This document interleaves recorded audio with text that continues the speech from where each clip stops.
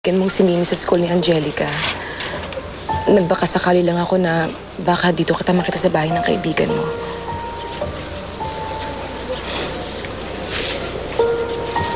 Anong kailangan niyo sa akin?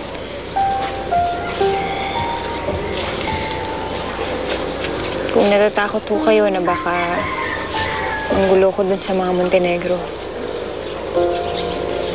Kung iniisip niyo na baka magpakilala ako sa kanila bilang anak niyo.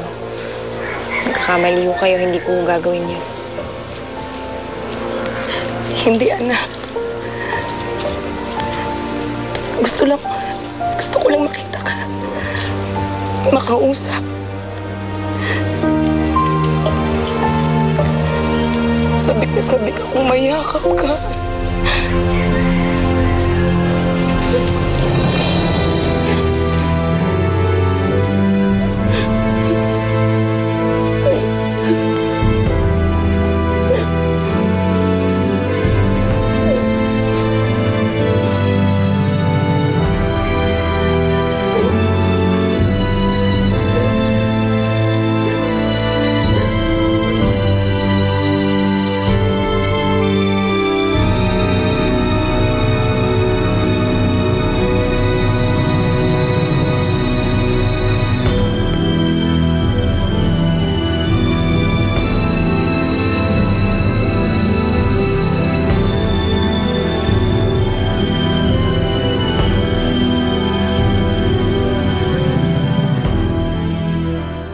Salamat at binubulit ang buhay ko.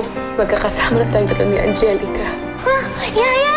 Yaya, yung balon ko lumipad! Yaya! Yaya!